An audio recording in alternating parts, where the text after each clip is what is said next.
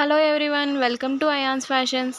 ఈరోజు వీడియోలో hip బెల్ట్ని stitch చేయడం చూపిస్తానండి. ఇదైతే చాలా సింపుల్. మెయిన్ క్లాత్ మీద లైనింగ్ క్లాత్ పెట్టి లోపల డోరీస్ ఉంటుంది కదండి, థ్రెడ్ అది పెట్టి చుట్టూ కూడా మనం స్టిచ్ అనేది వేసుకోవాలి. ఒక దగ్గర గ్యాప్ ఉంచి దానిలోంచి డోరీ హెల్ప్ తోటి క్లాత్ అనేది బయటికి లాగాలండి రివర్స్లో.